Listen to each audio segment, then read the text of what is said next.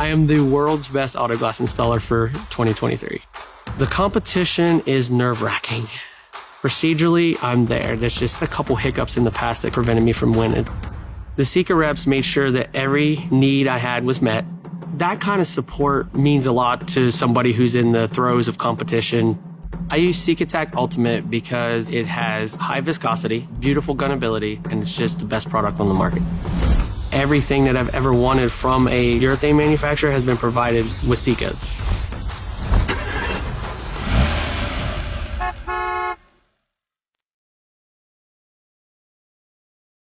Real-time marketing is designed to save you thousands of dollars in marketing and software costs while significantly growing your business. From your brand reputation and social efforts to lead generation from call tracking and live chats to inter-office texting, real-time marketing combines it all into one command center to own and organize all your marketing data. Welcome to your new headquarters for marketing technologies and lead tracking. Welcome to Real-Time Marketing. It's time to take command of your brand.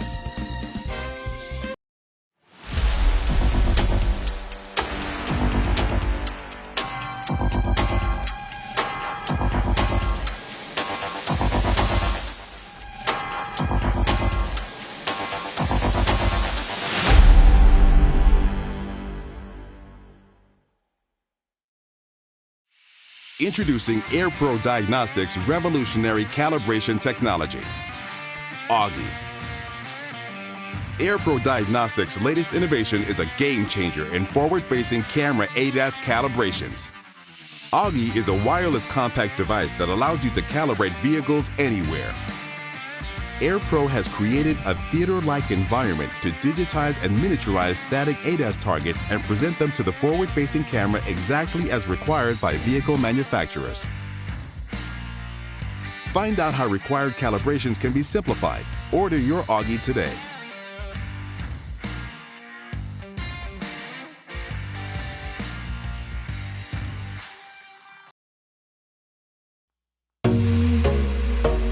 Welcome to Shatterproof, the Autoglass Journey for Independence podcast. This week's episode, boosting your automotive glass shop with stellar reviews and SEO, with guest host Adam Netzer of Visible.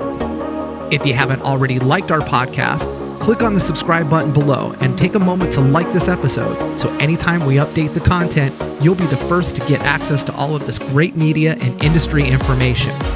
Well, with that, let's 5-star our way into this episode with your host, Gary Hart, and guest host, Adam Netzer.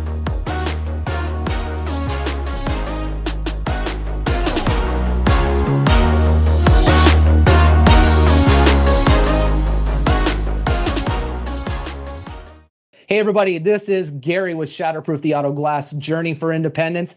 Today, we've got a great show. We are bringing you some more information about boosting your automotive glass shop with stellar reviews and SEO. Today's very special guest, who has been working actually with the IGA and eDirect Glass customers for 4, maybe 5 years now. It's Adam Netzer. He is with Visible. Adam, welcome. Hi, how you doing? Well, I'm coming off of a 3-day bender in Salt Lake City, and when I mean bender, it was finding vegan restaurants and dealing with getting acclimated to their elevation, especially up in Park City. So that was fun. And granted, they did roll out very nice weather for me, so I was very impressed by that. So fantastic. Yeah, good stuff. I know I just mentioned at the top of this that you've been working with the Independent Glass Association. Some may remember seeing you in San Antonio at the IGA booth. But for those that don't know you, quick background on you, your company, what you provide. Yeah, the floor is yours. Sure. Well, Visible is about, you see the check mark in the V, that's about being chosen, and visible, of course, the play on the word visible, to be found. Those are the two things that local area businesses need to master. Show up highest in search results, that's being found, dominate in reviews. And that's what we focus on, just isolating those two things. A lot of marketing agencies try to sell a whole bunch of fluff, a lot of things that don't get the phone calls, don't get revenue in the door. We isolate specifically for local businesses, whether it's automotive, home services, medical. whether you're a brick and mortar business, like a lot of your shops are, or you provide field services and you repair windshields out on the road, you're still considered a local business. And that's what we focus on, strictly local businesses. Sure, absolutely. And you bring up being found, or how does a local business get found? And I think it's safe to say in our industry today, even if you're just a consumer of automotive glass or you're a glass shop, you have seen Safe Light commercials on TV. They've been around Super Bowl. They're on in the afternoon, wedged in between two personal injury attorneys, especially up there in your Vegas market. They obviously, consumers know about TV, but how do most glass shops today expect to get found? Well, that's a great question. And a lot of times people hear the word SEO, search engine optimization. And it's a confusing word because a lot of people think, well, that's just, ranking in a certain section or whatever. SEO actually existed way before the internet. And this is one of those mind-blowing moments, because how were you found as a business before the internet existed? What was the tool that everybody used? Yellow Pages. Exactly. Make your fingers do the talking, right? So, or make your fingers do the walking. So the big yellow. Some people do the talking. If you're Italian, I'm quarter Italian. Whoa! So the issue with the yellow page is, what was the strategy? When you think about it, the categories were in alphabetical order, but so were the businesses that were listed under each category. Right? So if you were looking for a dentist, that would be near the front, the D's, right? And then if you're looking for a shoe store, that'd be down by the S's. But then you look in that area of the dentist location, or in this case, auto glass, and what comes up first? AAA Auto. Because the guy was brilliant and he didn't put Zach's Auto, because Zach would have put him all the way down to the bottom, poor Zach. So he just named his business AA Auto, and he was number one, because that number one position had double the revenue as the number two position, even though the eyeballs saw both of them right there. That was the power of location. Now with Google, obviously, alphabetized listings don't exist because the algorithms are a lot smarter now. It's all about the strength of the brand. How much does Google believe your brand to be trustworthy and credible, and is going to provide a positive, wonderful experience for customers? And back in the day, computers, desktop computers, were the primary way that people searched online, and those were bigger monitors. Now we've got mobile devices. So that critical map pack that everybody talks about, those 3 listings, it used to be 7. Now it's only 3. So you've got 3 chances to get in that critical local 3-pack. And I got pictures to show what that looks like. That 3-pack is where you want to be, because in organic, meaning when customers are simply just searching for the service, about 70% of consumers shop right from that 3-pack. And then you have that boring wall of text below the 3-pack. That's called the search engine results page. That's another chance for your business to go there. But it's just a boring wall of text. It doesn't show reviews. It doesn't show a phone number. That location is only about 15% of consumers shop from that section. So it's really about getting in that local 3-pack. That's what we specialize in, getting you to actually rank in both. But most SEO agencies even focus more on those organic listings below, because it's easier to manipulate those. We focus on local SEO, which is dominating in that local 3-pack. So that's what it's all about as far as being found. Of course, there's other methods, like you were talking about, media. There's pay-per-click advertising, and you'll see that when you're running searches. You'll see that little ad, or sponsored next to the listing. Those are paid ads. A lot of consumers, I don't know if you do this, but a lot of consumers will just immediately see that little ad wording right there and just skip it, because they're kind of like, they paid to get to the head of the line, Well, I'm a little bit different. I'll see it and go, you know what? Click, cost them money. Yeah, because. And then I hit back, and then I'm like, oh, another one. Click, cost them money. And then I hit back, and I'm like, oh, here's the map pack. I like number 2. Let me take a look at this. And then I go. I normally like to see how much I can waste of the especially the most of these top 1 to 3 advertisers are typically companies that have multi-million-dollar per day advertising campaigns they put together, or sadly someone who got suckered into one that doesn't realize that each click is adding up. It's not like they have this great monitoring, maybe like on social media, where you say, hey, I'm paying for 1,600 views of this, and then when it's done, I'm done. Google tends to have the cha-ching machine. They're a money printing press. It's kind of nice.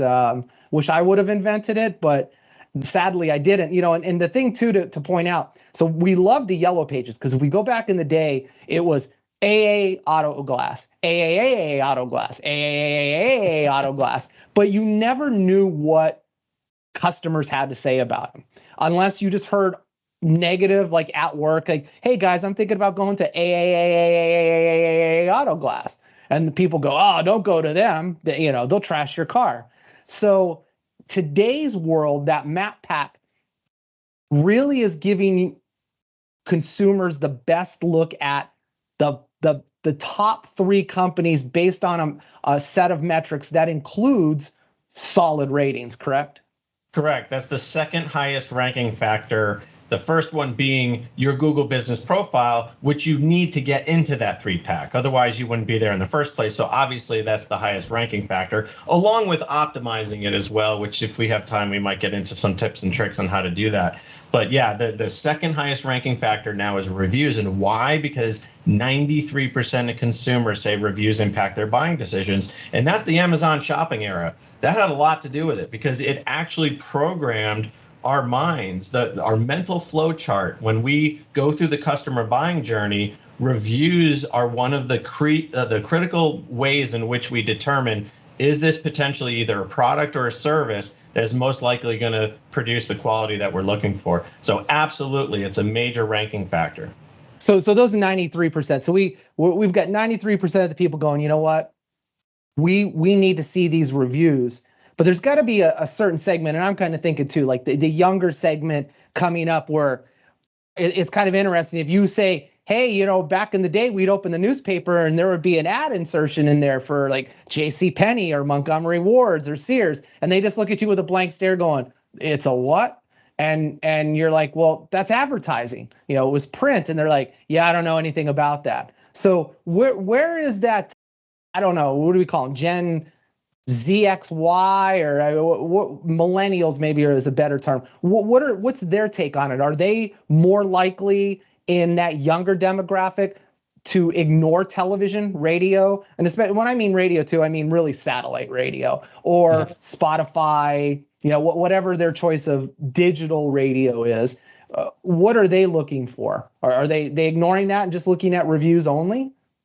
Well, there's 2 separate things, right? You have different ways a brand could be mentioned. Okay, so radio, TV, word of mouth, newspaper, physical newspaper. I know they still exist, but not for the younger generation so much. But billboards, right? There's tons of ways that brands just get hit hit you in the face. Even when you're searching for a banana bread recipe, you got a banner on the right-hand side of like a water softener, and you were just shopping for water softeners, and how convenient is that ad that just showed up there, because they're tracking everything, right? So they know what you're doing, and they're constantly finding ways to get those brands out there. Well, think about that. Once you get that brand name, you want to research them, so you Google the name of the company. And then you get that knowledge panel, that vertical rectangle on the right-hand side that shows hours of operation and links to the website and all that good stuff. But it also showcases the reviews right there, smacking you in the face. So no matter how we find them, whether we're doing what's called a brand search, which is just the company name, or just doing a search for windshield replacement or chip repair, right? And you get that local 3-pack. The reviews are smacking you in the face there too. So no matter where you go, you're going to be seeing those reviews, because Google knows that people are going to want not only the listings of the services, but they want to showcase how well they're performing. So that's why the reviews are there everywhere. And when it comes to how well somebody is performing, is there such thing as performing too well or too good to be true? I know like there's some glass shops recently that we've had on podcasts talking about like their SEO and they're proud of their customer satisfaction, because what they do is they've trained their CSRs and they give them a spiff or a commission to make sure that the client does leave a review. Now, with that though, some of these CSRs or technicians are really good at their job. They're very nice. It puts them in a different position with the client. So the customer just feels compelled. Now I have a personal relationship with you, Adam, because we've talked on the phone. You have been so wonderful. You know what? I'm going to give Adam a 5, even though he's given the company a 5. To the consumer, he's giving you the 5. Now, all of a sudden, let's just say I have 1,200 5-star ratings. Is that too good to be true? Is it, where's the line on this? How does Google even look at it? Yeah, that's a great question.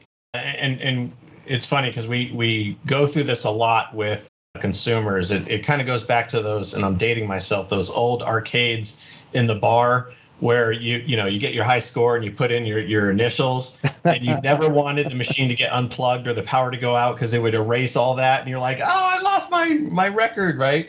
That's how a lot of business owners hold on to their 5-star rating when they have it, and they don't want to give it up. So they're afraid to ask for more reviews because they're afraid they're going to get that, go down to a 4.9, right?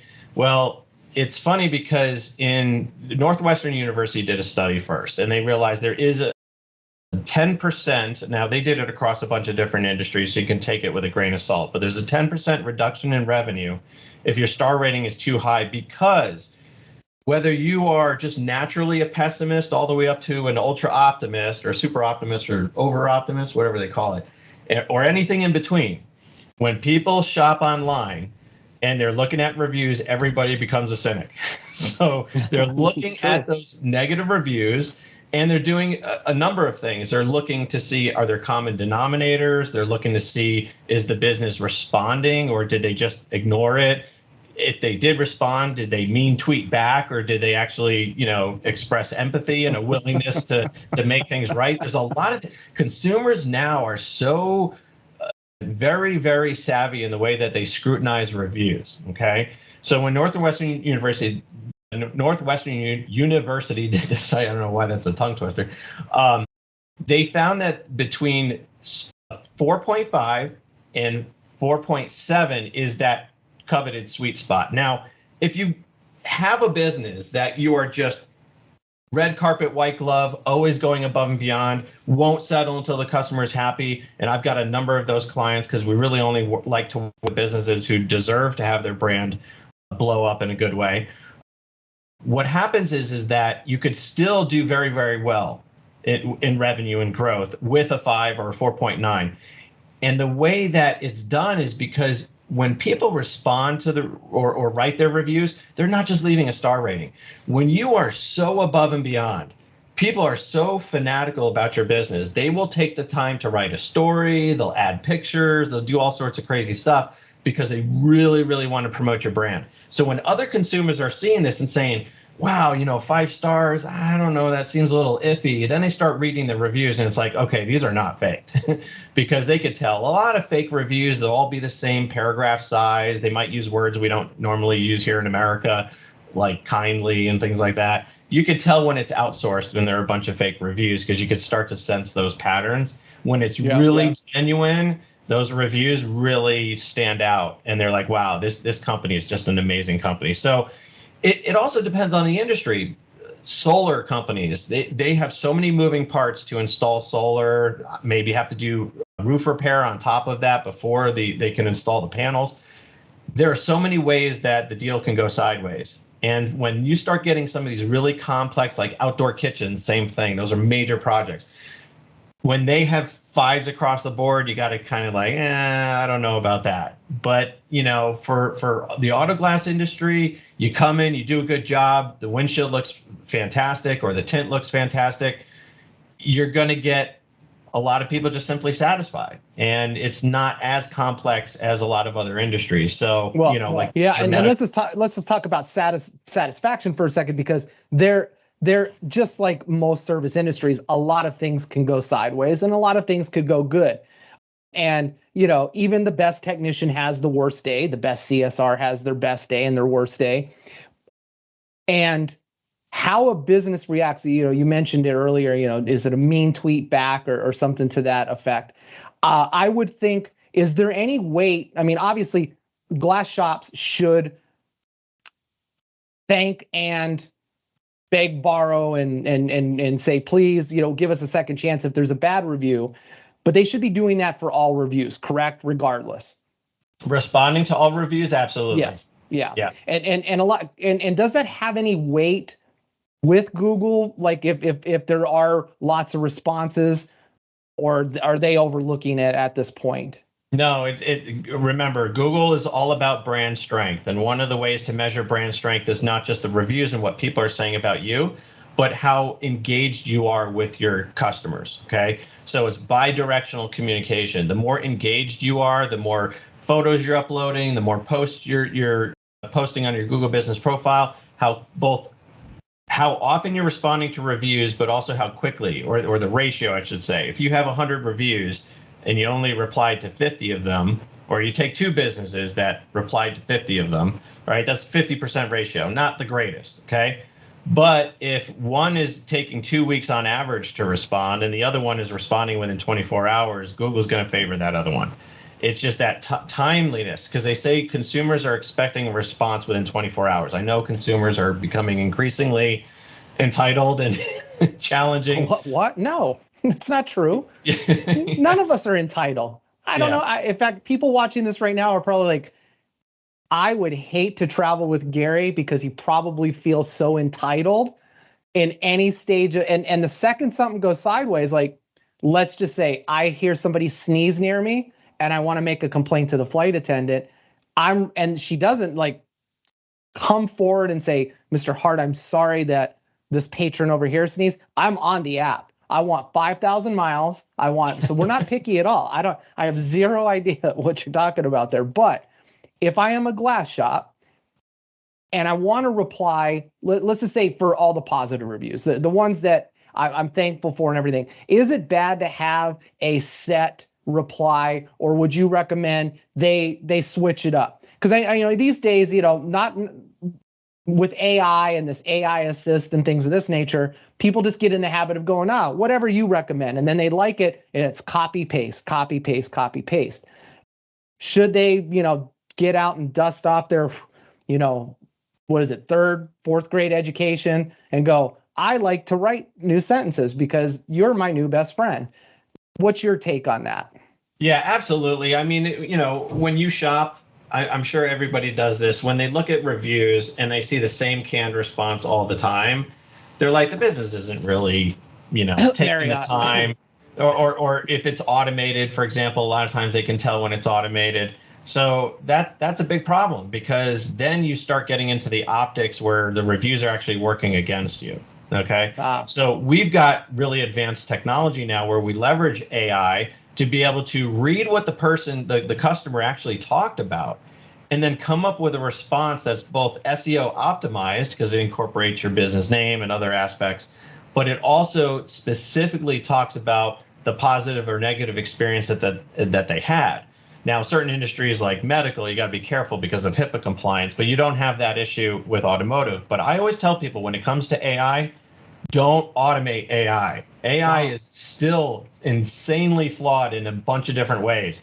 So leverage it to get through the writer's block, because especially my car dealerships that are doing 9,000 service jobs a month, you could imagine how hard it is when you're getting hundreds of reviews every month for the poor staff to, I'm running out of words to say. So they always come to me and say, well, we now have this AI writer that can at least get the first draft going. So you literally may only have to change a word or two and then send it. And that's a huge time saver, because at the end of the day, Google is putting a lot of demand on business owners to manage their brand.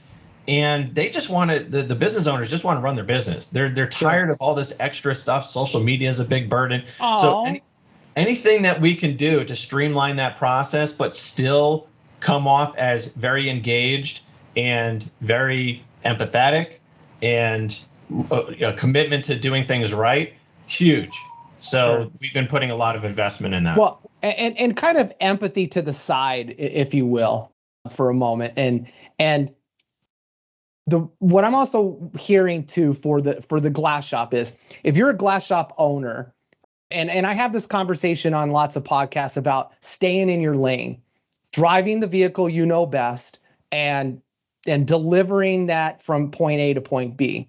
And when it comes to things like your website, your brand, your marketing, which have those little veins of SEO, reputation, and management in it, if you're not previously an expert or a current expert in that, it is best to hire those services out and make it a functional point or a part of one person's responsibility in your organization to look after it, to babysit it, to allow it to grow organically. And otherwise, if you don't, and you just turn on, like there's lots of shops that go out, they buy bulk products that promise SEO and all reputation management and a website, and they're spending $700-800 a month or more, and all they do is sit back and go, well, I'm letting this work. They never check in on it. They might get an email with a negative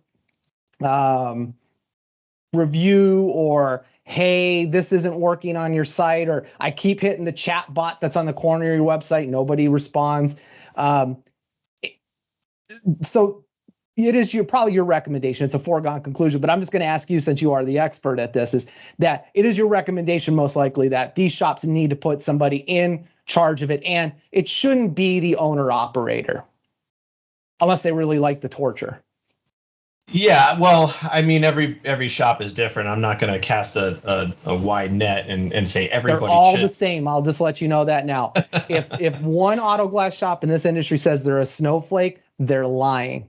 But go on. Okay.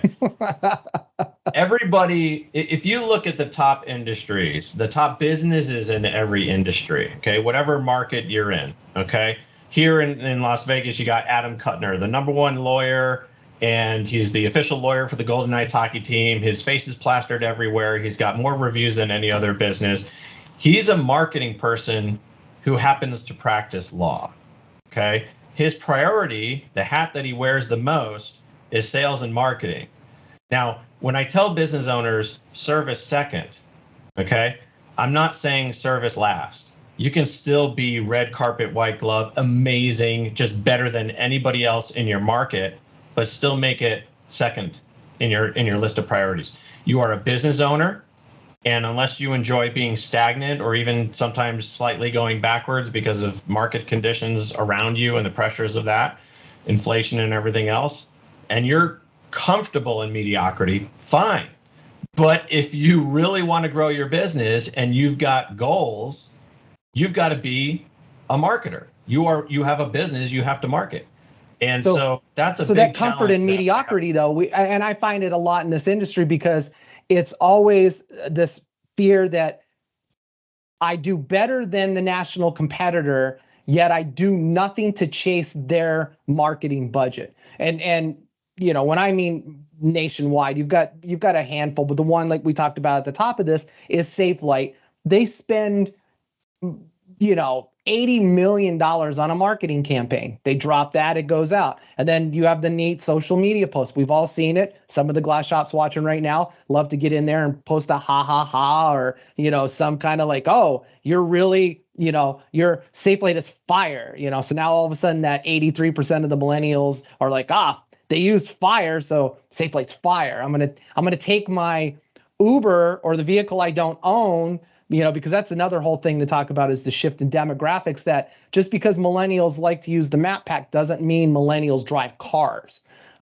You know, a lot of them still live at home with their parents. That's another home conversation. But when it comes to the shop owner being involved with it, you may find yourself as a shop owner going, I have only so many hours of the day. And that's where you need to, again, management, outsource it to an employee in your company whose responsibility is to monitor it, and then prepare reporting that you can be spoon-fed or easily digest daily, every other day.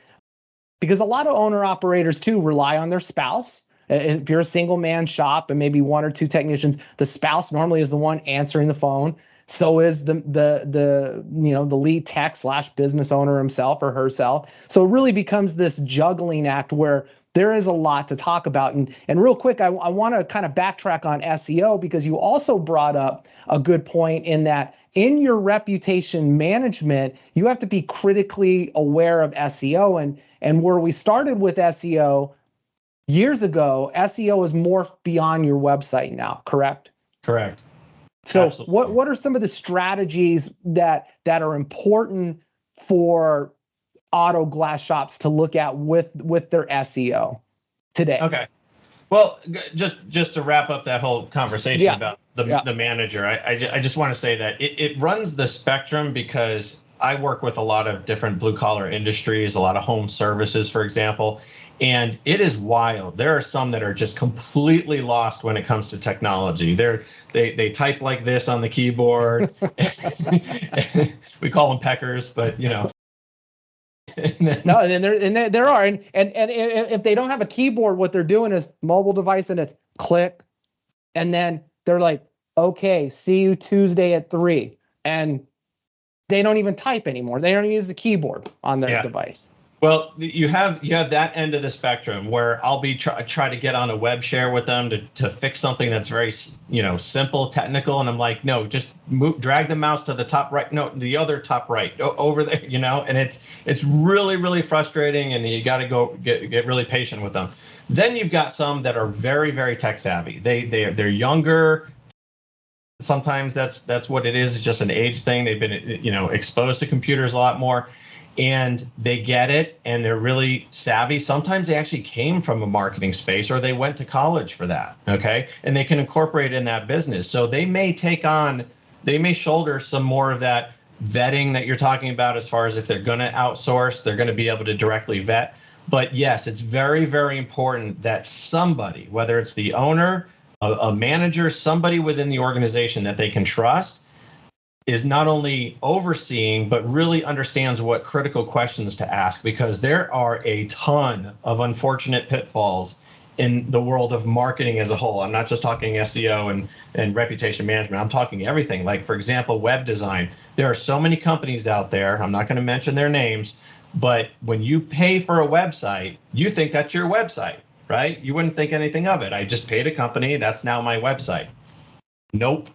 They own the copyright. You cancel with them, bye-bye website, okay? So there's a lot of these things that you can avoid if you're working with somebody either internally or externally that is an expert in marketing. So that is absolutely very, very important for the business. And, again, and it's just not the copyright of the material. You could potentially also not own your domain name if the package went to them. They hold that hostage as well. Yeah, we've had situations where the marketing agency bought that and they own it.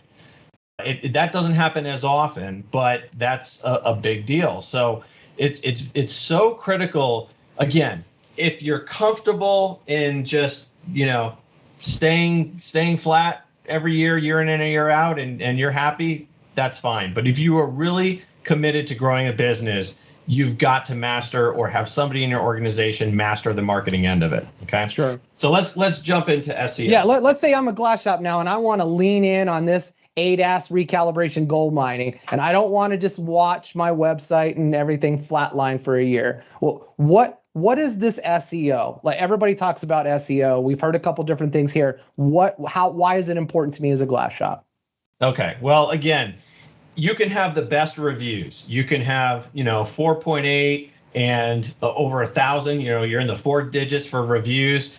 That's fantastic. And I get clients calling me all the time. They're like, you have done an amazing job with your software, automating the whole review process. We don't have to do anything. It's fully automated. It's incredible. We're getting all these reviews, or we've got all these reviews now, but I got a problem. No one can see our reviews because we're not showing up in search. Can you help us with SEO? And that's why it's a 2-pronged recipe or formula here. Be found, be chosen. You can't have one without the other. They both have to be there, okay? So you can dominate in reviews, but if you're not being found, no one sees it, you're not going to get the phone ringing. So with SEO, and again, this is local SEO. It's different if you're an e-commerce company like Amazon, or if you do some sort of like consulting work or something across the country. Those strategies are different, okay? For local area businesses, whether you're brick and mortar or you go out into the field and you service a local area, this is local SEO. And local SEO is broken up into a bunch of different sections, and this is where it gets a little complicated. I'm going to warn you, because When I ask every business owner, you've got an SEO agency, can you tell me what areas of SEO they're working on? I don't know. They're just handling my SEO. Always, that's their response. I'm just like, well, there's a bunch of different aspects of SEO. So how do you know if they're even covering all those aspects, or they're only doing a couple things that might be easy to do because some are more complicated than others? One major area is what we talked about before, on-site. That's your website. So everything associated with the website itself, okay? And there's a whole bunch of ways in which the Google search engines go to a website and try to understand what you are, what you do, and where you do it. And if your website is completely disorganized and not structurally sound, a lot of people focused on keywords in the past. That was all it was about. Everybody talks about keywords. I got to stuff my website with all the different words in my industry. Google's new language learning algorithms don't need all those synonyms. They get it. What's important is optimizing for the category: auto glass shop, window tinting service. You optimize for those categories, and Google understands the services that are underneath that. You still want to put the keywords in there. I'm not saying don't, but you don't have to stuff it like you did in the past. Right. Okay? Well, and one thing I want to point out too is, like, so those keywords, the business profile categories are only finite to start with for at least this segment of the industry. And it is okay if you are an auto glass replacement shop, even if you perform calibration services, it is important to register as auto glass repair service, even though you might not do chip repair, or, you know, as the industry is known for auto glass repair and replacement. Repair is kind of one of those universal words that can mean replacement. It could mean, you know, repair of your side glass, your back glass, whatever the case is. So important too that you understand, you don't ignore certain keywords or categories because you may feel they're not applicable to the glass shop. Yeah, and it goes the other way too. You don't want to throw stuff in there that, you know, like for example, glass shop, which is flat glass. So you got to be careful not to throw in a bunch of categories that are actually going to cause the phone to ring for other services that you don't do. Okay. Right. So, and also don't say that you do automotive tinting when you don't, because Google will end up finding out somehow. Yeah, exactly. So you really want to focus on exactly the services that you provide. If you're going to add something later, you can always add those categories, okay? Because if you add too many categories and you're going a little crazy, then you start to dilute the focus or what you really want to get ranked for, okay? Google recently added 2 categories: auto window tinting service and auto glass repair service, okay? So it used to be just auto glass shop and window tinting service. So there's a little bit of a trick here because of the new categories, a lot of businesses are still using window tinting service, which Google is now separating to mean flat glass versus auto window tinting service for automotive.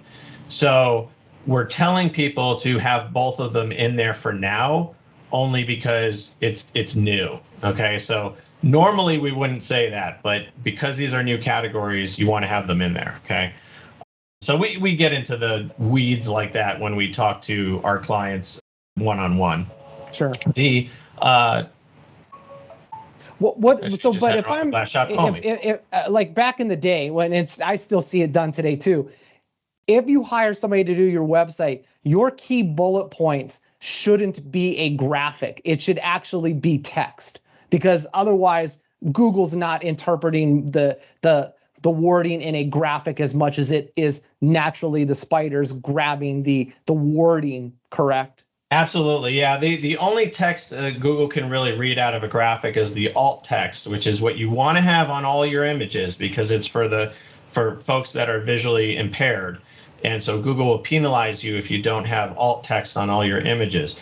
But that alt text is kind of small, and you really need to have the textual content on your site, including, a lot of people don't realize this, but your logo, right? Your logo is a graphic, but you still want to have your company name in text on your site.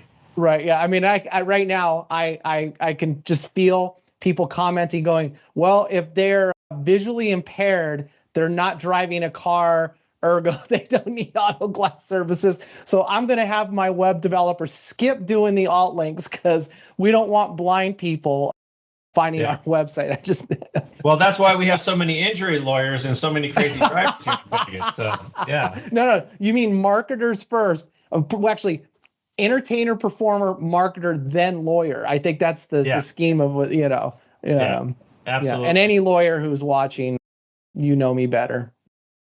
I appreciate all your services. Thank you for your service. Yeah, thank you for your service.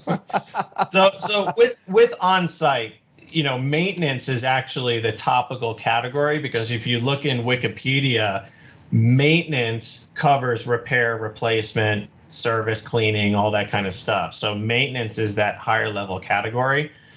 And so what we do is, if you optimize for maintenance, you're going to get repair and replacement underneath that. And so, when people ask me, well, why are you going to Wikipedia? What does that have to do with Google? Well, again, the language learning processors, that's what they're doing. They're leveraging Wikipedia. A lot of people misunderstand what Wikipedia is about.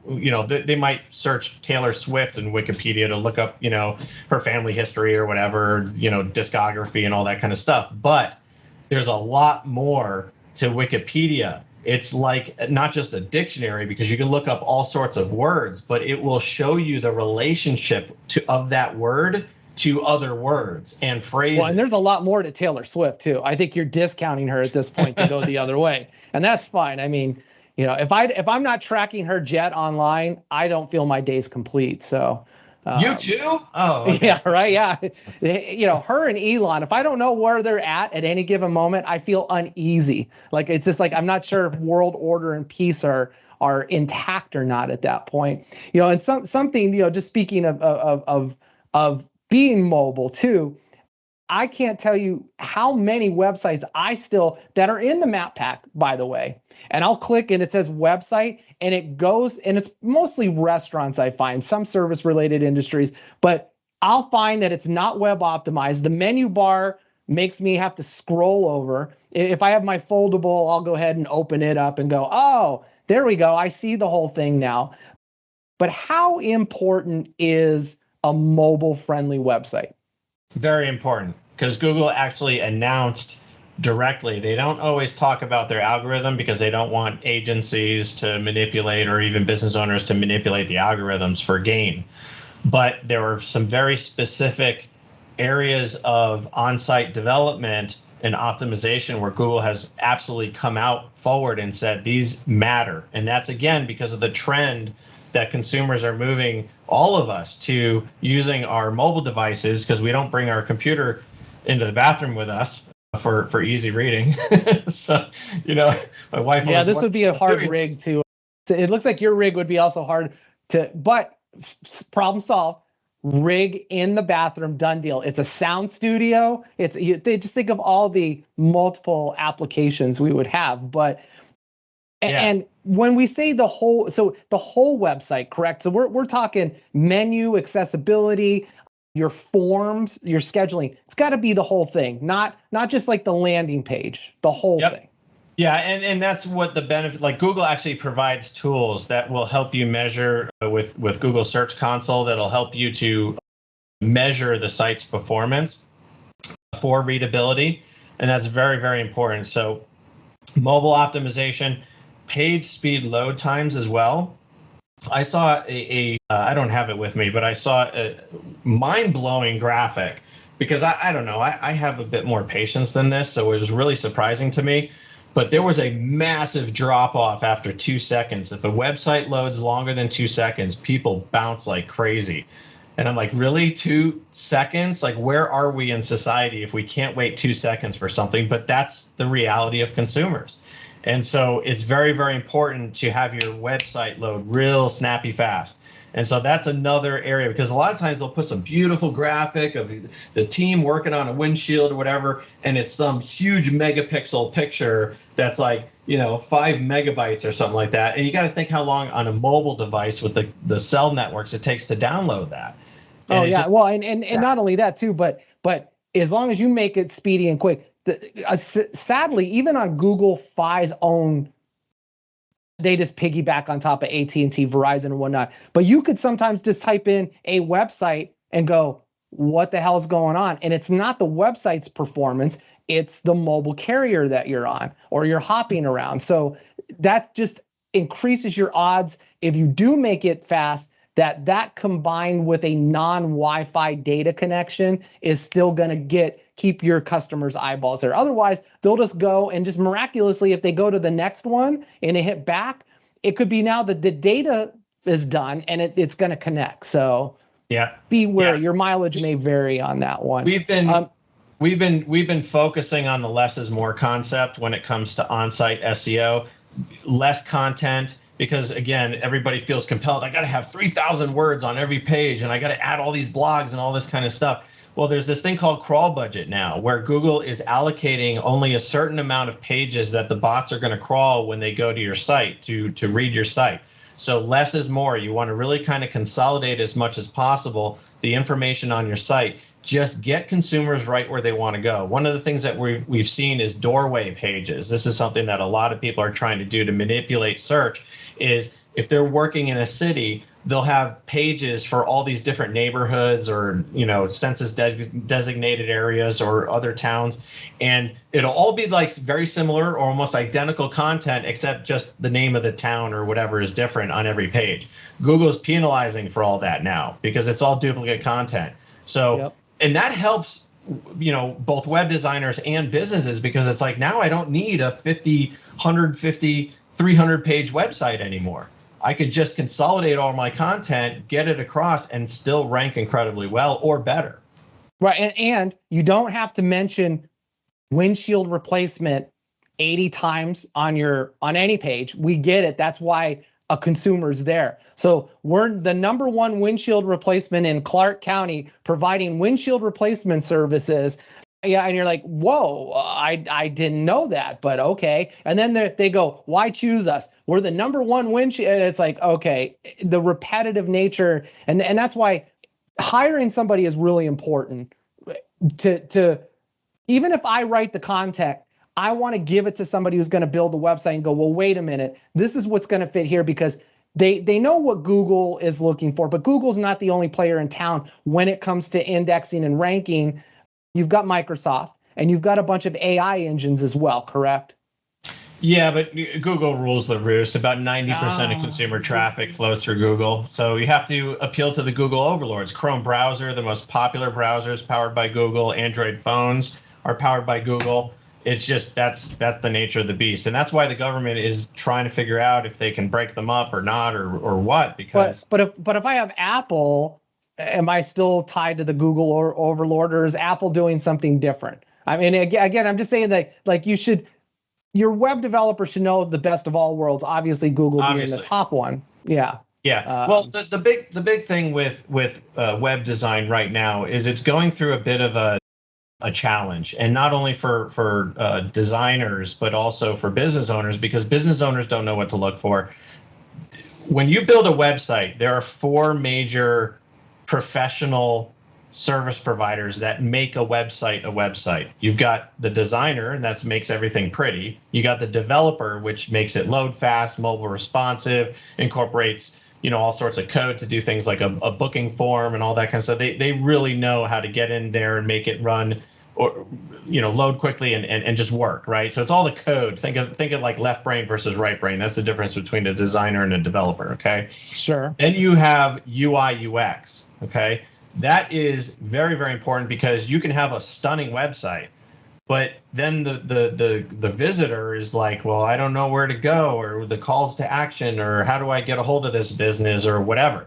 So many times the phone number is not even listed at the very top. So many people, like myself, I'm one of them, we like to just talk to a human being. We're old school. We really want to just, I got questions. I want to know stuff, right? So I'm looking for the phone number. If I got to go hunt for the phone number, that's a UX issue. The website might be stunning, right? But it's making me want to bounce because I can't find the phone. It's something as simple as a phone number, okay? Right. So that's UI UX, and then you have on-site SEO, okay? So I just had a gentleman in the house cleaning industry complaining he wasn't getting any business, and so I looked at his website, and it was broken 6 ways from Sunday. And I told him, I said, look, it looks like a beautiful website, but it's got all sorts of problems with the structure of all the content. And that's because the designer with expediency used, and it gets a little technical, but you know how like when you go to a website, some fonts are bigger than others. You'll have like a heading, right? And then you'll have smaller text talking about that heading in that section. Well, the headings, web designers will use those quick. They'll just slap a number like an H1 for a big heading, H2 for a little smaller, H3 for smaller. But the problem is the Google, the bots are reading those headings to try to make sense of the content on the page. But now there's an H6 way above an H1, or in this case, they didn't even have an H1. They didn't have a title for the page. The H1 is the title for the page to tell the bots and tell the viewer what the page is about, and it didn't even have an H1. So that's just fundamentally broken. So there's all of this kind of on-site SEO that when a specialist will look at the website, they're going to say, okay, this is a stunning website, but we got to fix a whole bunch of things, reorganize and everything so that the bots can read it. The technical side of it needs to be done, right? Now, here's the problem. The web design companies often don't know this, but here's an even harder problem. Most SEO agencies themselves are getting it wrong. So what do you do? What do you do? And why are they getting it wrong is because Google made some massive updates over the last year, one in March, one in November, and one just recently this past week, okay? And so all of this is new. Imagine being an SEO expert going on some retreat for $6,000 to learn the best SEO tricks of the trade, which has been a packaged training program that's been out for a couple of years, so it's already way out of date. Then they come back home and they want to unleash all of this SEO expertise to all their clients and future clients and everything like that. It's already out of date and they're implementing it. They're so far behind schedule because Google's constantly changing the goalpost. Well, it all depends on where this was at. Was it the Maldives or Fiji that I went to for 6,000? Because I might be more relaxed coming back to feed the general public a bunch of BS. But I get it. It just always seems like, again, it comes back to what we said. You have to hire a company that stays on top of it, but it's always going to be that cat and mouse game because Google's not going to sit on their hands for too long. And maybe in June they have some other epiphany, and now we need to do this. And if your agency isn't able to react fast enough, you could lose some portion of your rating, but not a majority of it. Because I would think that if you're at least on maybe, because it's like the old argument. If I have an iPhone 13 Pro, do I really need an iPhone 15 Pro? And the people who have taken pictures with the 15 Pro is like, it's like taking a picture of the Mona Lisa in real life. And you're like, what? I don't get it. And then you look at the images and a normal person is hard pressed to tell where that lies. I can't imagine that Google absolutely obliterates their setup for changes a couple times a year. Is that fair to say? Well, yes and no. Or are they just really a-holes like that? Recently, there's been some massive changes and like just unprecedented. Okay, so that's the problem is just recently. And why? Because of ChatGPT, artificial intelligence. You could now, there's programs that could build a 100-page website within seconds. Okay, so the problem that we're running into right now is Google's making a massive shift away from content and making it all about structure. And that's what they call the helpful content update. And it's a series of updates that's been happening over the past year, okay? So what I tell business owners, I say, if you're working with an SEO agency and the SEO agency is making all these recommendations and it sounds a little fishy because it seems like it's more manipulative versus what would be good for the reader, like a human being going to your site and actually reading the content and it all makes sense. If you're choosing between two agencies and choose the one that sounds like you're building an infrastructure that is going to provide the best experience for customers, because that's what Google's new updates are all leaning towards. Getting rid of all the keyword stuffing, getting rid of all the repetitive content. So if you've got an agency that's recommending going back to adding a whole bunch of doorway pages for all these different markets, you got to say, wait a minute. That does not comply with Google's new direction, okay? So it's the difference between what they call black hat and white hat SEO strategies. It was modeled after the Westerns, where the bad guy wore the black hat, the good guy wore the white hat.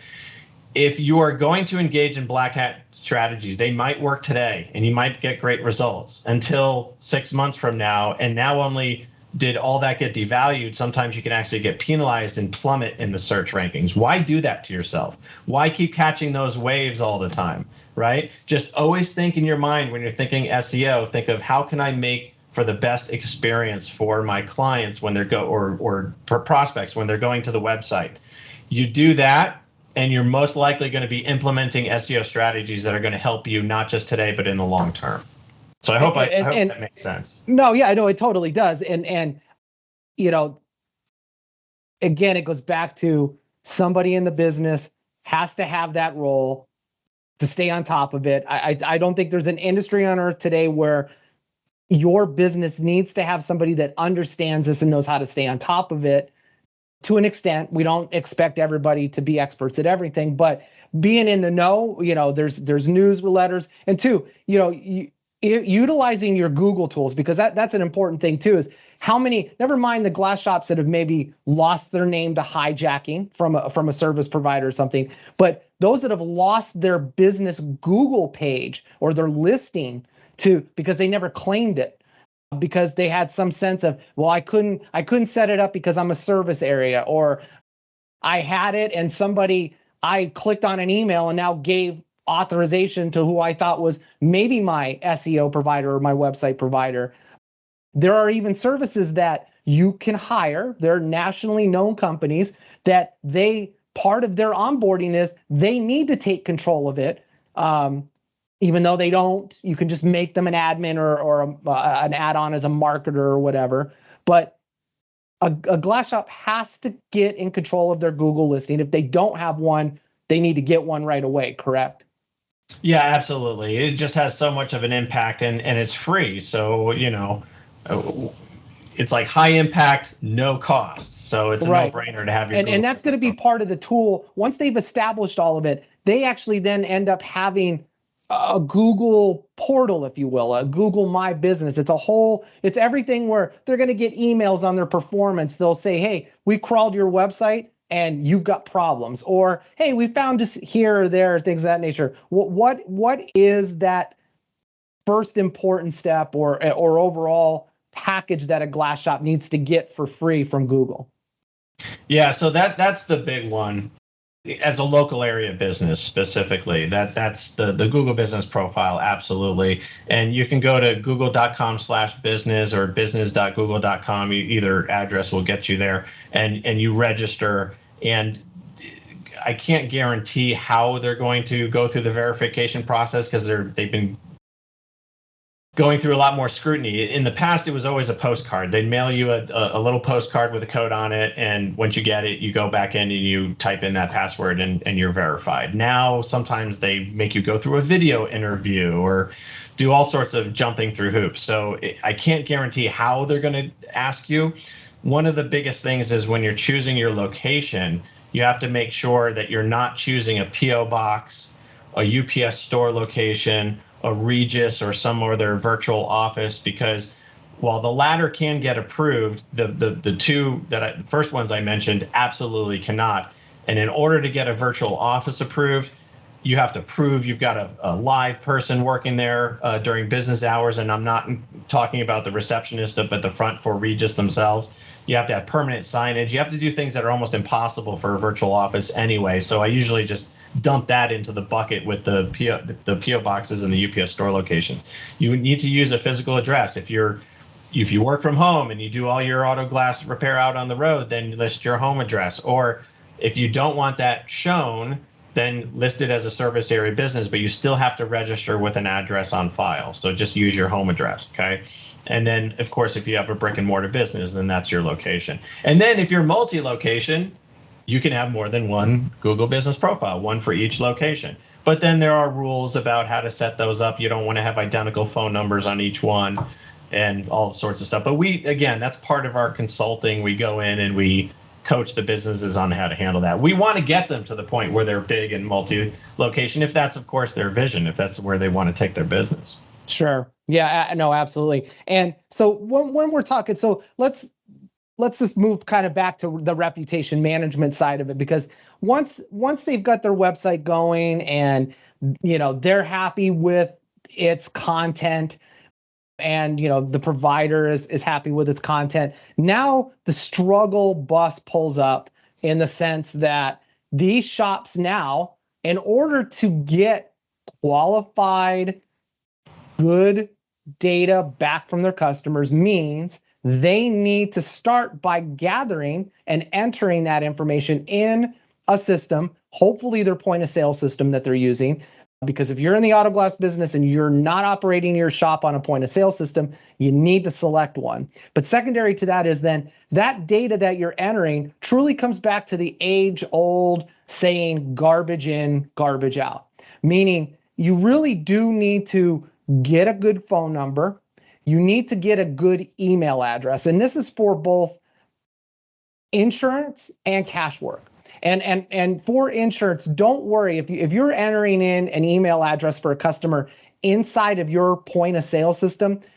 The current point of sale systems that are on the market today do not transmit the email address of the customer to your quote unquote competitor, meaning Safelite or SGC or Link Services. So that information stays private. Now, they may gather that up from your insurance company or from somewhere else, but at least from your shop, you are protecting it. But it is important that you have a good name, first name and the last name, that you should have a good address no matter what. And that address should be qualified, meaning it's gone through a secondary, like maybe a Google Maps or something where they list it out correctly. But then that email address and mobile number are so key then to reputation management if you're not physically asking a customer for a review, correct? Yeah, absolutely. We call it feeding the beast. Okay. So like you said, garbage in, garbage out. Sometimes even if it's good data, if we're not getting every customer, we're only getting 1 out of every 5, that's tragic. It's a waste. You look at all the top businesses in their respective fields and you ask them, what's your greatest asset? Most of them should be saying their customers. Their customers are their greatest asset. And so why would this industry be any different when it comes to leveraging that asset to get new business? It's the cheapest method of marketing. You line up 10 different business owners in 10 different industries and you ask them dollar for dollar, what generates you more new business? 9 out of 10 would say word of mouth because it's free, right? Word of mouth. Well, what do you think reviews are? They're the online digital version of word of mouth. And on top of it, they're hitting a much larger audience. So absolutely critical, but it's not just for reputation management. Why would you not collect customer contact information for other forms of advertising? Like, for example, database. Because Adam, I don't have time. I've got my phone's ringing. I don't have time. And it's not important because they'll find me. They'll come back to me. If they found me first, they'll come back to me again. Obviously, I'm joking, but that is actually what, like, I know the IGA has gathered information from its members, and that's like, there's a high percentage of shops that say they don't have time to get that, and they don't feel that it's important after the fact, even though they will go to their inbox of their mail and go, oh, look, my local cable company is following up with I have new high-speed service, or look, here's what's new on Netflix, because that's the way you connect with your customer. Yet there's some disconnect of why shops don't see that, yet they use it every day of their life. Don't get it. Yeah, none of it makes any sense, because I talk to a lot of business owners and I ask them about their long-term plan. What do they want to do with the business? And a lot of them will say eventually sell it. And I'm like, okay, so do you really think that you're going to get any kind of money if your database is empty or just trash or missing it or wrong information? It doesn't make any sense no matter how you slice it. The quality of that data is a major part of your balance sheet. And so absolutely. It is. And it's shocking how many. Yeah, it goes back to business fundamentals. I mean, you either get it or you don't. Some people can go and walk into any industry and just turn it into a 7-figure operation inside of 2 years. because they have the core business fundamentals. And one of the key ones is your customer database, the managing of it, the quality of it, and what you use or how well you use it to bring in new dollars. And I touched on reputation. Database reactivation. A lot of people don't know what that is. It's a term, but a lot of people are like, what is database reactivation? That simply is reaching out to customers who haven't used your services in a while. Can you imagine if you got a very accurate database, but it's just been sitting there, customers that have used your services, let's say for years, and you reach out to them, let's say 6 months or older, and it could be thousands, and you reach out to them and you say, hey, we got this new technology in tinting, whatever it is, or hey, you got a new vehicle that you would like to get your windshield replaced, or whatever it is. It doesn't matter what it is. You're running a special, you're doing this, you're doing that. Just reaching out and saying, hi, it's been a long time since we caught up with you. Just want to see if you have any vehicles that could use service. It doesn't matter what you say. The point, it's the strategy behind it.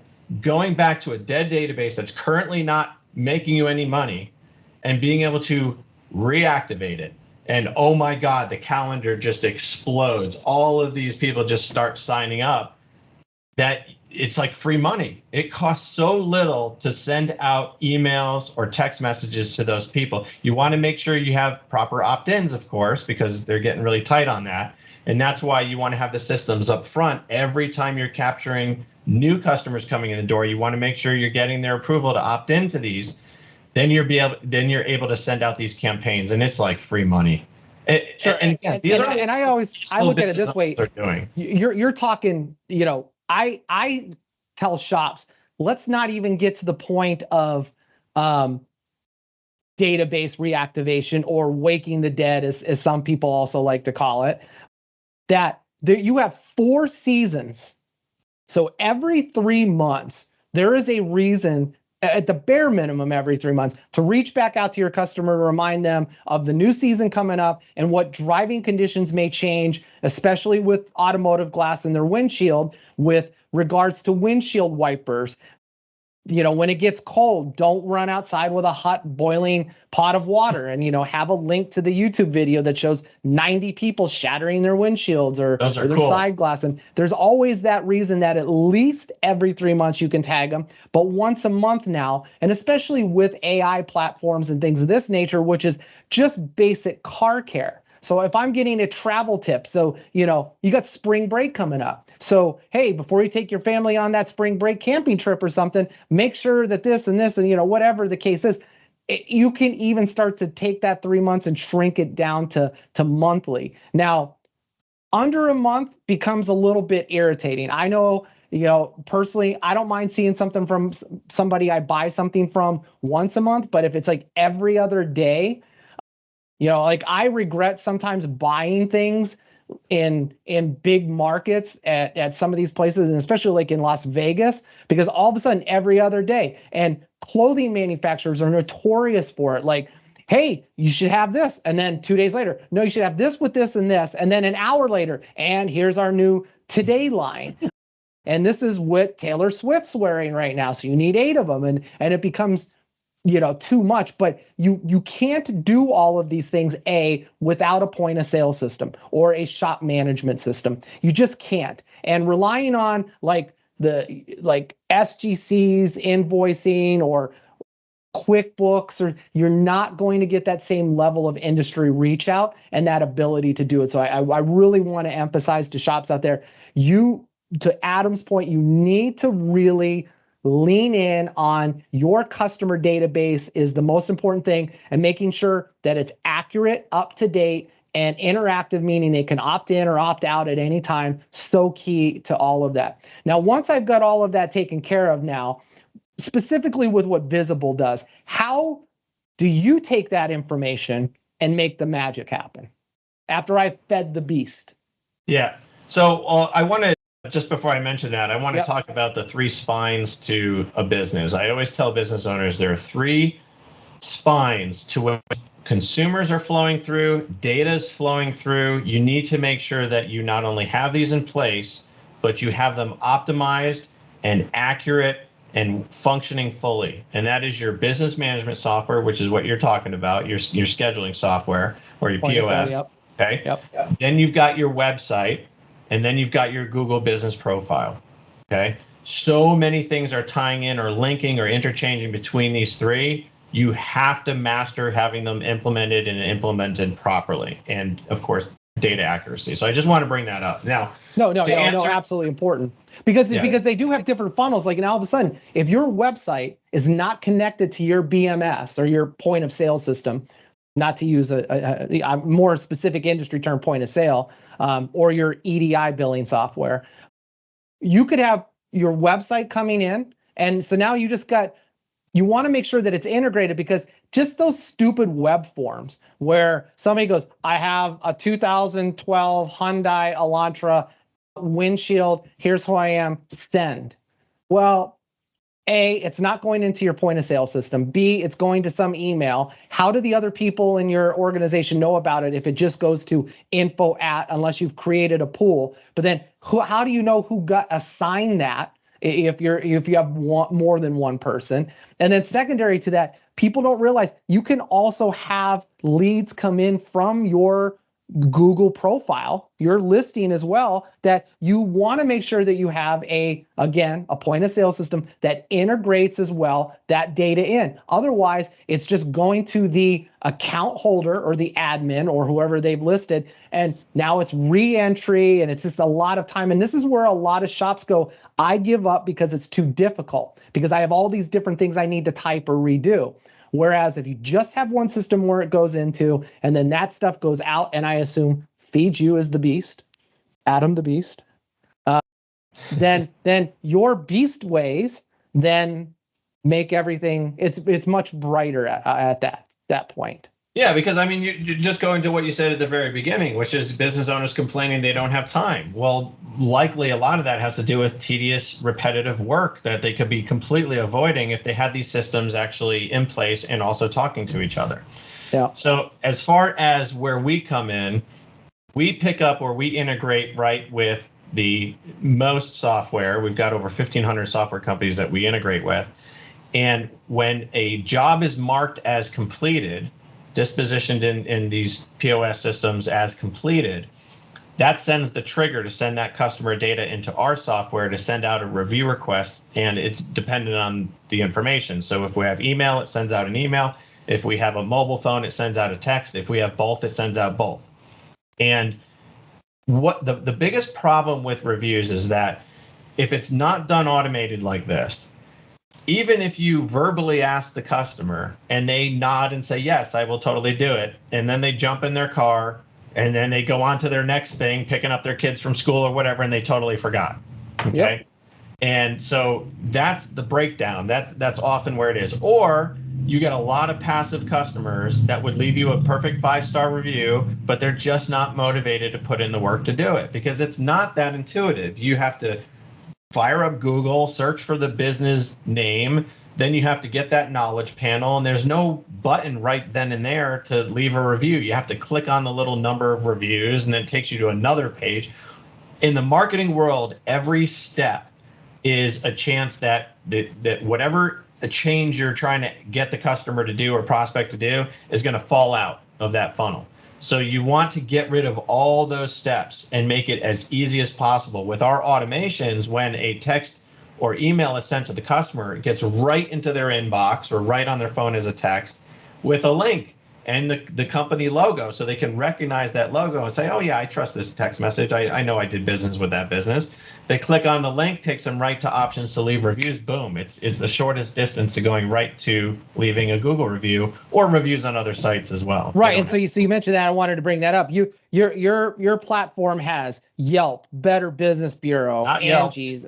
Oh, not Yelp? No? What happened? It's a direct violation of Yelp policy to ask for reviews. So we don't do Yelp, but we do Google, which is the one you want to get, because most consumers are going to be looking at Google reviews, and Google reviews weigh the most for SEO. So you're killing two birds with one stone. But there's some people that don't have a Google account. Android users, yes, because you have to have a Google account to use the phone. But for the iOS users, we have Google, you can have Facebook, you can have Better Business Bureau, City Pages. There's a whole bunch of different, every industry has ones that are specific to the industry as well. But for auto glass, you're usually looking at Facebook, Better Business Bureau, City Pages, or Super Page. I always get those two mixed up, but there's several of them out there. Okay, Merchant Circle is another one.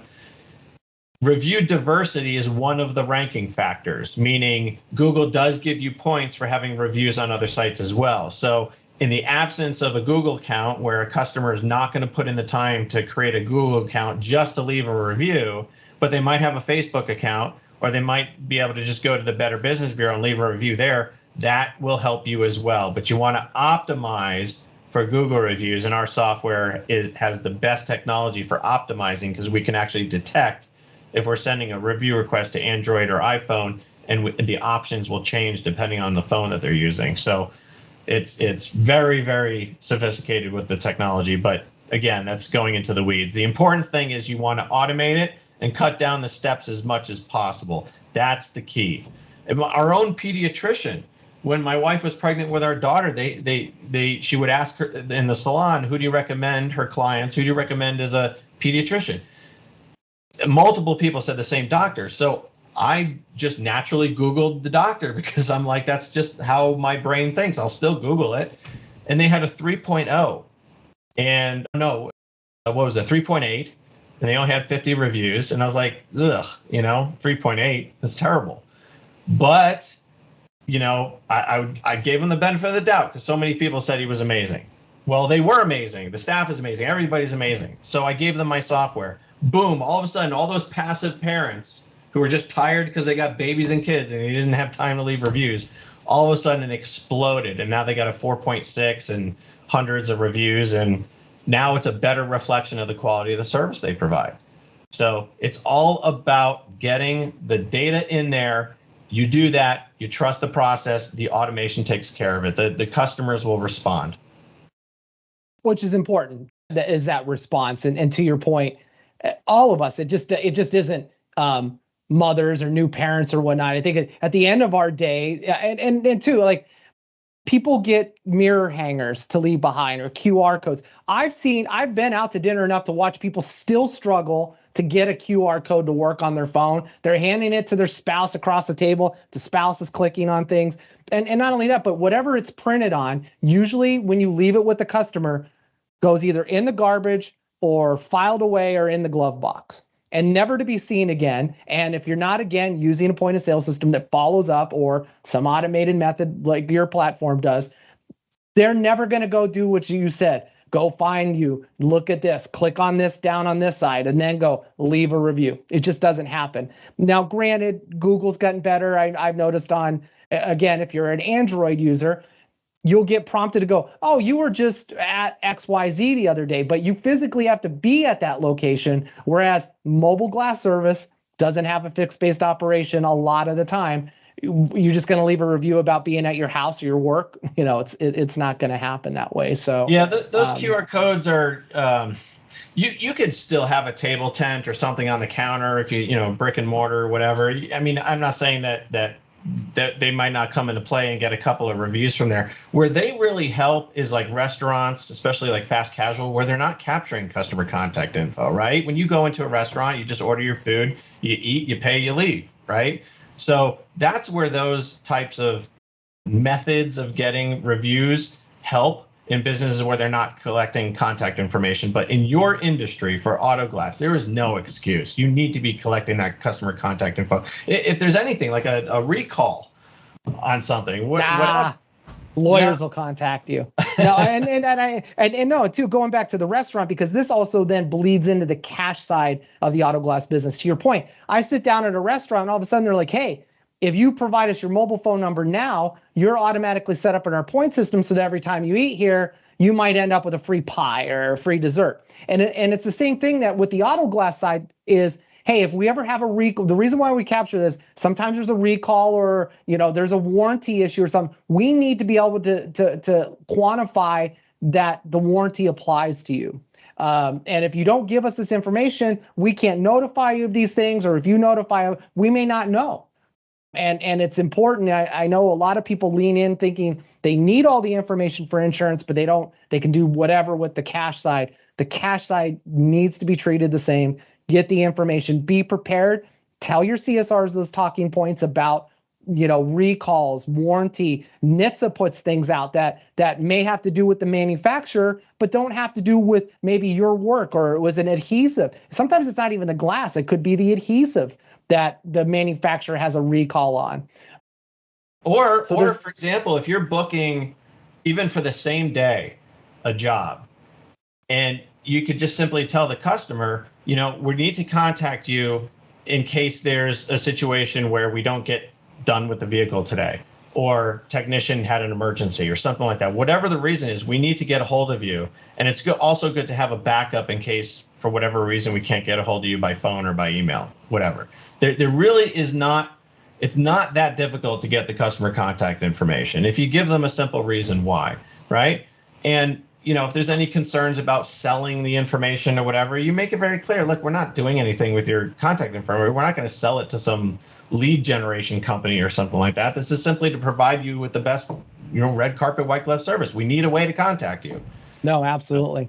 Yeah, definitely. So as we wrap this up, one of the things I want all the listeners and people watching right now to know is, if you're using Glass Part Match or eDirect Glass, we are connected to Visible, so you can work with Adam to get your account activated. Adam's going to give you a special code. You're going to plug that code into your Glass Part Match or your eDirect Glass, and then boom, it just starts working magically behind the scenes. You don't have to worry much about that. However, if you're not using those and you're using something else, you can still use Glass Part Match alongside of your other point of sale system. We have a very unique way to do that, and you can use them standalone as well. But when people do contact you, Adam, they can expect onboarding, or you'll look at what they currently have and assess their situation and give them a course of action. I would take it, correct? Yeah, there's a lot of different ways to get the data in the system. It just depends on where the data is being stored digitally. And then we make that determination on a case-by-case basis. We even have, if we have the ability to access their software remotely, we have a team that can go in and pull the reports for the previous day's service jobs that were completed and run that every day. And that's only $25 a month. So that's another option. We do that for a lot of, and it's HIPAA compliant too. So if it's safe for medical, it's definitely safe for automotive. And the other thing too is, the shop doesn't have to have a great website. They to get reputation management at least off the ground, because that's new for almost all the shops in this industry that have never automated it. They can get going with you right away on that. All the other things like SEO and all that stuff can be worked on after the fact, but getting the reputation management and data collection going, I would think, is probably a priority for most shops right now watching or listening to this. Yeah, unless they're doing a very low amount of volume, we're very, very ethical in the way that we operate. So if we're looking at a business that is literally just starting and they're only doing a couple jobs a month, it doesn't make sense to invest in this. At that point, stay manual. Google actually provides you a link. They can send that link out. When they're ready, then we look at, usually around 20 unique customers a month, 20 service jobs a month. And that's when you can really start to say, okay, maybe it makes sense to start using automated systems to get a higher conversion rate. So I don't want to just say this is for everybody, because that would be unethical to say that. We really absolutely. Like if you're a shop with, let's say, 5 jobs a day, 25 a week, assuming you're just Monday through Friday, that's really, in my opinion, a cutoff point. It may pay off for you. But I've still seen shops, and we've got some examples we can put up here, that are between 25 and 50 jobs a month and still manage to get 5 to 6 reviews that they weren't getting before, because they just simply said, here's our work order. If you get a chance, go do this. And that's all that happened. And then, so that's where you go to their page and you see they had 1 4-star review back in December of 2023. Even though we know how many they're doing per week and per month, there still is a minimum. Almost every customer is a potential, but certainly there is a minimum cap on that. If you have a larger volume, there is no doubt, because we've seen the numbers, we have examples we can provide. We'll throw some up here on the screen for you, where once it was implemented, they went from that awkward the last review was months ago or 2 months ago to just a few days ago or an hour ago. And then two, that keeps them on point for responding. And a big part too is your whole package also includes unified messaging. So if somebody responds back to the text message or the email, they have a way to work with that. Phone calls, voicemail. It's another layer of protection, if you will, that the Glass Shop has with the potential respondent, correct? Yeah, I mean that's a big deal because a lot of platforms that send out review requests, it's one direction. So if somebody were to reply to that actual text asking for the review, saying, "Oh, by the way, I need to change my appointment" or something like that, that goes into a black hole, and that's a big problem. So with our unified comms system built into that, and unified comms is separate, but that part of it is connected. We do get all those coming into the inbox, so you're able to capture that.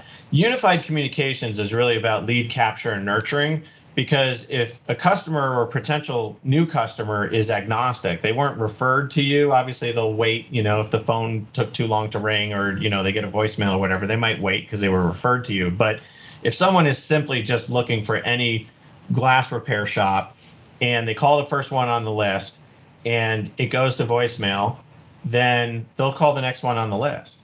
But with unified comms, it makes it so much easier to grab that lead before they go to the competition. And it opens up a whole bunch of doors: Facebook private messenger, Instagram private messenger, Google chat, texting, group texting, and even live video chat, all coming into one inbox. Because a lot of business owners are having a hard time now. Again, they don't have time, right?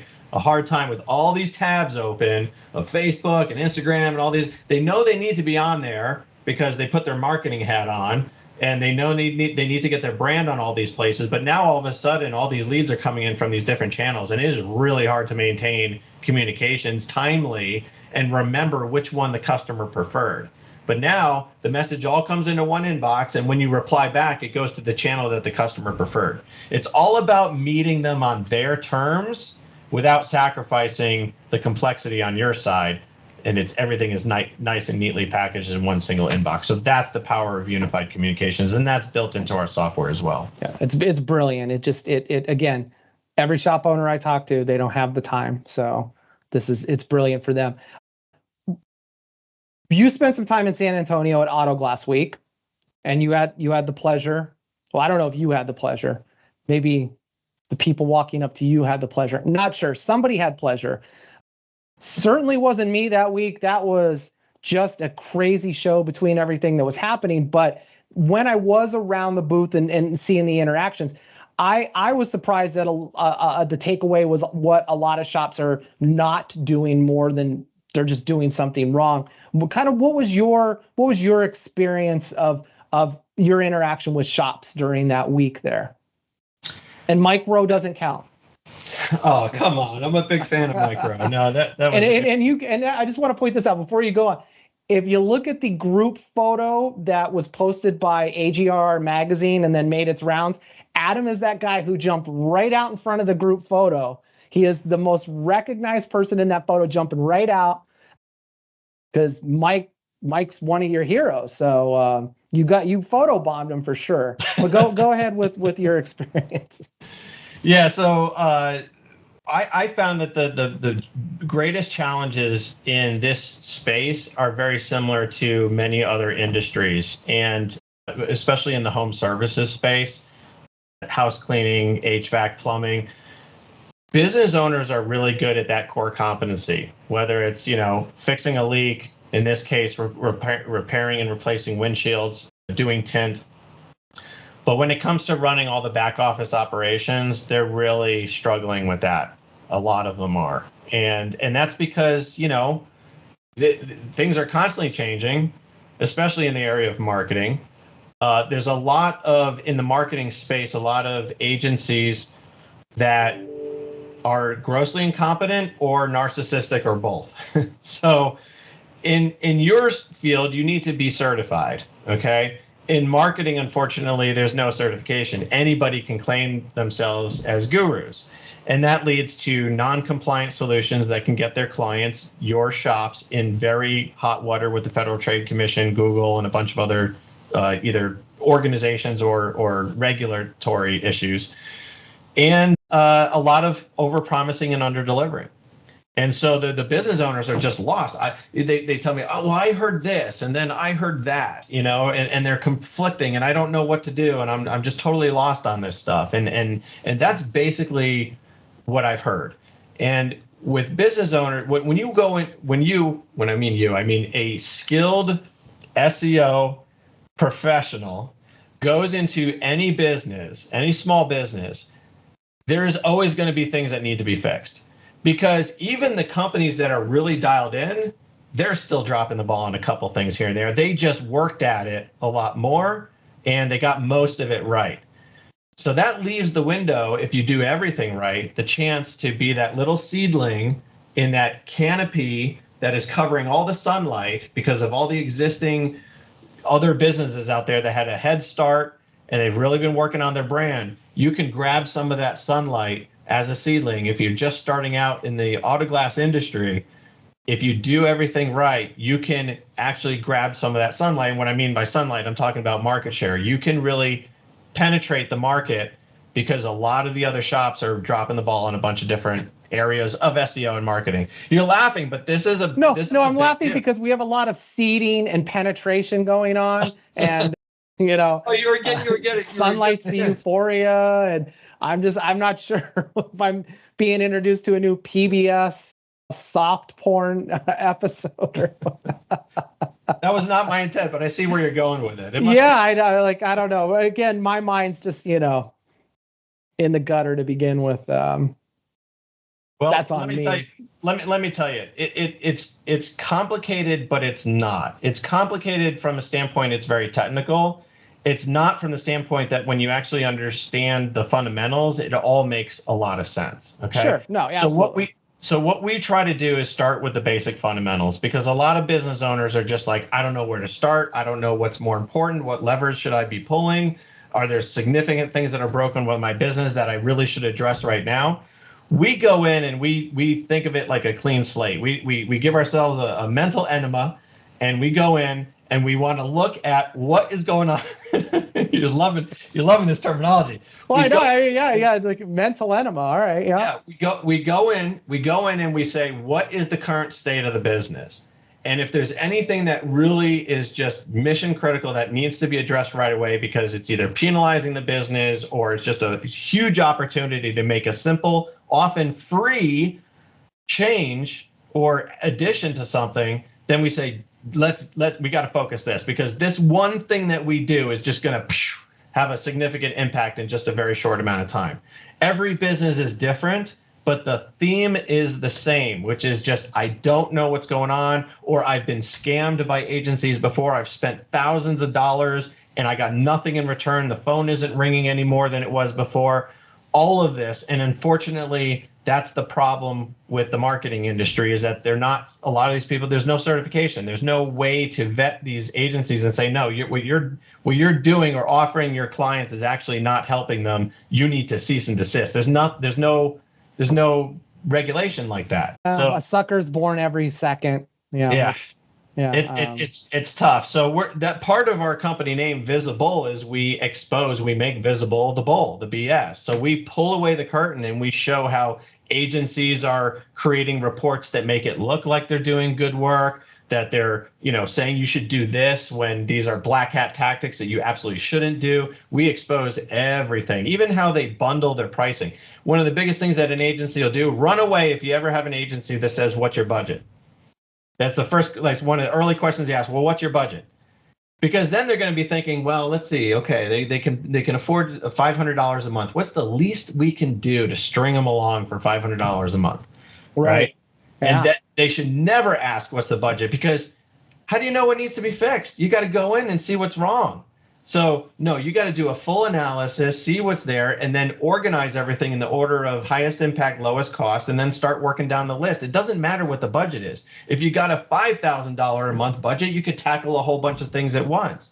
If you only got $500 a month, maybe you just have to do things, wait till that's finished with that budget, and then move on to the next thing. Budget doesn't dictate what needs to get done. And that's a big problem because business owners are like, I got $500 to spend a month. That's it. Where do I go? How do I spend it? And that's not the right approach. Unfortunately, there are very few agencies that operate ethically that way. And I get a lot of pushback because I get a lot of businesses that are like, well, tell me how much this is going to cost. I'm like, I push back and I say, I'm sorry. I have to do a proper audit. I need to know what needs to get done in your specific market, because even markets are different from one to another. So, that's the difference. You can kind of tell once you've talked to enough companies, enough agencies, you can kind of tell the difference between one that's really got your interests at heart and which ones are really just trying to get as much money from you as possible. But unfortunately, we call it the stupid tax, right? A lot of businesses have gone through a lot of agencies, and I know, unfortunately, a lot of them have spent multiple 5 figures, and they're right back to square one in some cases, and that's unfortunate. I can't undo that damage. I can only fix what I see in front of me and build the right foundation for the future. And while that's horrible, I find it to be more offensive that it's the money that they haven't spent. So that whole, I can do this on my own, kludge something together, fail month after month at implementing just one part of a plan, and watching years go by to then go, well, if I only would have started by spending money, by budgeting and saying, I can afford this now and grow as the expectations grow. And it's worse to be passive and say, I have all the answers to this, when unless your last foray in life was marketing, SEO, website design, UXI, all that stuff, then step aside, budget some money, reallocate some money, start over. It's always good to hit the reset button. There's no shame in business in saying this isn't working, hit the button, next, go on. Failure is the greatest success you could possibly have as an entrepreneur. As you get bigger, it takes really big failures. Boeing. No, never mind. They're never going to get out of that. But you get where I'm going with it. So. Yeah, the thing is that one thing about SEO, because I know we talked about on-site, we talked about the Google Business Profile, and of course that's free. So, with a little guidance on how to optimize it, that is a major thing. I feel like our podcast isn't complete unless I mentioned a couple of the other major aspects of SEO. So that was always in the back of my mind, is just wrap that part up. So you've got your on-site, you've got your Google Business Profile, you got reviews. Those are the 3 things that we've talked about in the podcast, and those are 3 of the major things that'll have an impact. Backlinks is another, okay? Do not, under any circumstances, click on an ad on Facebook or go to Fiverr or Upwork, those contractor sites where you see like 500 backlinks for like $50 or something like that. And don't buy that. That is bad backlinking. Google's penalizing all those horrible links. Just don't do it, because then it takes much more time and money to undo all that damage, okay? We're talking proper backlinking, and that's something that maybe we could talk about in another podcast or something, but that is another major aspect. And what I mean by backlinking, I'm talking third-party sites, not your website, but other sites that are relevant to the automotive industry, because it has to be topically relevant, or business, or even local businesses, pointing to your website, corroborating this is who you are, this is what you do, this is where you do it, right? That reinforcing what we call the entity, reinforcing the brand, okay? That's backlinking. Then you have something similar to backlinking called citations. Citations are your online directories, like the Yellow Pages, the digital version of that. So you've got City Pages, Super Pages, Dexnos, Foursquare, Apple Business Directory. There's a million of them out there, okay? You want to get on all those, because those are business directories. And again, that tells, because the search engines are going to go to those sites and say, well, if you're a brand, if you're a legitimate brand, you should be on all these directories. And if you're not, or if your information, what they call NAP, name, address, phone, if your information is incorrect, because let's say you relocated, you moved your shop to another location, as a lot of businesses have over time, and they've got ghosts of Christmas past out there. And you're wondering why people keep driving to that other location, because you've got listings at that other location. And when they search for your brand, that's the one they clicked on with the wrong address. And so that's a service problem, and Google knows that. So Google doesn't want customers going through that experience. So Google's going to want to see NAP consistency across all of the digital assets. So that's citation management. That's another thing. Now, here's what's great. When we talk about budget, a lot of these things are either one-time fixes and you don't have to touch it unless you're moving again, right? Or you're changing a phone number, okay? Or you're changing your business name, something dramatic, right? One and done. Doesn't cost a lot of money for a good part of SEO. You just got to get it done. So when people come to me and they're thinking, oh, this is going to be expensive, this is going to cost thousands of dollars a month, it depends on the industry, but most of the time it doesn't have to cost a lot of money at all. It just has to be done right. That's the difference. Right. And one of the things on backlinks too is just so everybody knows, the IGA has a backlinking that you can list your shop into our independent glass shop locator system. We provide a collaboration and a backlink that's legitimate, and it's free of charge. You don't have to be a member. Now, if you are an IGA member, we give you some benefits on top of that raise performance of your visibility when consumers are looking for an independent glass shop or just a glass shop in general. So there are some benefits. Definitely go to IGA.org to look those up. But you certainly don't want to be on an arts and crafts page that comes up because nobody's looking there. It has nothing to do with automotive and not happy and fun. But that is definitely, we will be coming back to Adam for a couple future podcasts here where we dive deeper in, because our hope is right now, everybody watching this is going to run and flood Adam's inbox, flood my inbox, and we'll get working on this and then start breaking this apart into small palatable things in other areas, such as the backlinks and the different GeoGrid information and just new website trends. And as Google changes, we'll throw Adam up here and he'll explain everything to all of you on what is changing. Since I already feel that Adam's put his time in to this industry by bearing an entire week of Auto Glass Week, that he's earned his, I don't know, wings, his stars. We'll give you something to put on, give you a patch or something, an eye patch more than anything else. We'll have him back for future episodes. Just in closing, anything you'd like to wrap up? Say how great of a host I am, anything like that? No mental enemas. Yeah, no, I mean you've been really just a big voice for independent glass shop owners out there around the country, and I'm amazed at your commitment to the space and what you've done for the industry. And me too. Trust me, like the last 3 days, I think I say, I said at the top of the, I was up in Salt Lake City for an open house, and it's still frustrating that even when you're in front of people and you're having a conversation about something like this, how it's so marginalized as not important to their business. But they're there, it's just like saying the new cutout tool or the new recalibration system is important to my business. Well, so is your customers and how they find you and being part of an association like the IGA, because there's so much more to it. There's always been that power in numbers. And if we expect things to change and have a single voice, we need to be together on it. So that's my passion. I have an entrepreneurial spirit.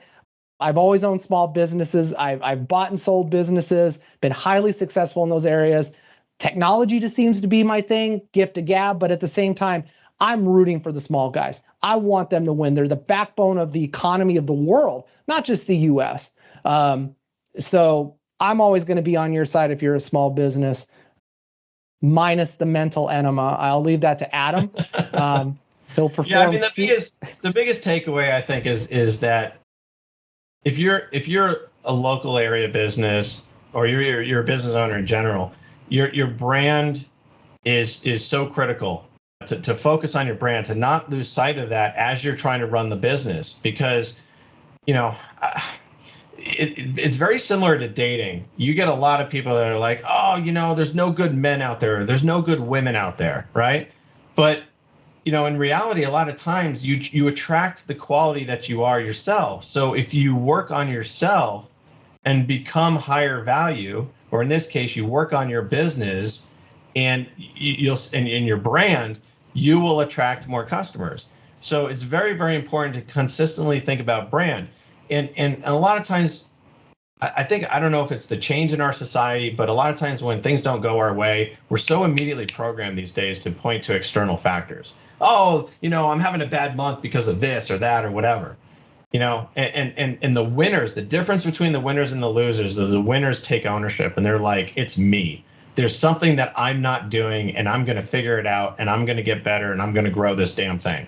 And so that's the difference. It's that mindset and that attitude. And, a lot of people are like, well, I don't want to grow too big because it's going to be a work-life imbalance thing or something. I only want to grow that to a certain size. I'm like, really? Well, is it because you're micromanaging? Is that the problem?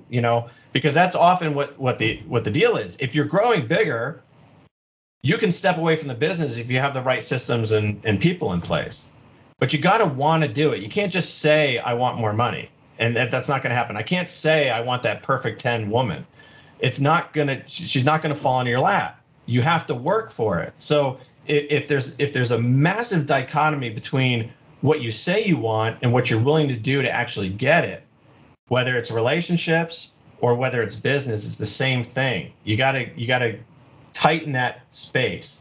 And so one of the things that I do is I try to get business owners out of their own way, because most of the time that's what it is. It's more of like a consulting or a counseling approach where I got to sit them down and literally say, you are self-sabotaging. You are sabotaging your business. And you say you want these greater things. You want to say you want this better lifestyle. But in the meantime, your weight area in your shop is a disaster. It's dirty, it's filthy, it hasn't had new paint in 5 years. Like it's just a wreck. And so what you're saying doesn't match up with what you're doing.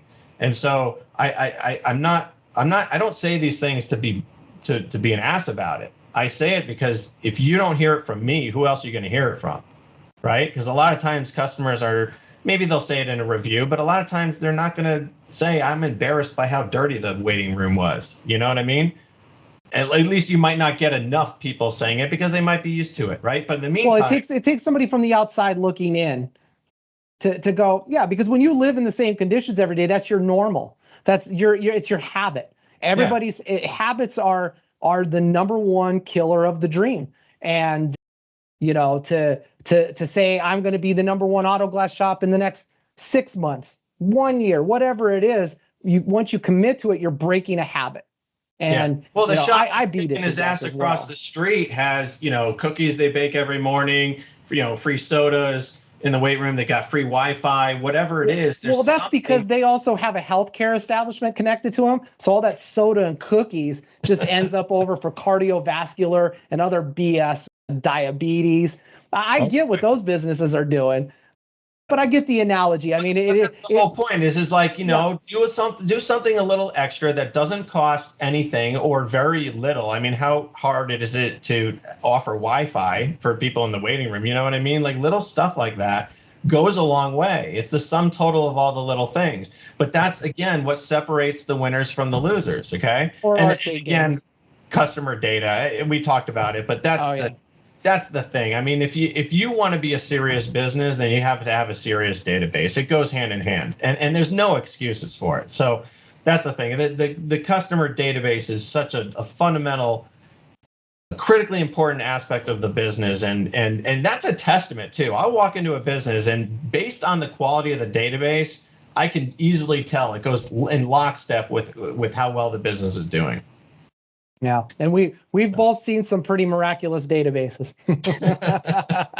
Yes, we have. Yeah, so some of them still have the wet napkin smell to it, but that's just completely different. Well, Adam, I certainly appreciate you joining us today. Very insightful. Lots of things that shops need to be looking at right now. So all of Adam's information is linked below here in this podcast. You can also find that information on the IGA website, also on our Shatterproof Facebook group and our IGA group. Look for the information there. All else fails, Gary@IGA.org. Happy to hook you guys up. Adam, thank you. We'll see you again soon, probably, because it sounds like We've got some sunshine, seating, and penetration to cover. That all tends to be GeoGrid backlinked with a mental enema. I don't think I could have closed any better. Wow, I don't know how you wrapped all that together in one sentence. That was pretty impressive. It's taken the last 5 minutes of you talking for me to put that together and to go, let me just throw it out there. So, but everyone, thank you, and we'll see you again soon on another episode. Thank you for tuning in to Boosting Your Automotive Glass Shop with stellar reviews and SEO with guest host Adam Netzer of Visible. You've been listening to Shatterproof, the Auto Glass Journey for Independence podcast, brought to you by the Independent Glass Association and me, Gary Hart, your host.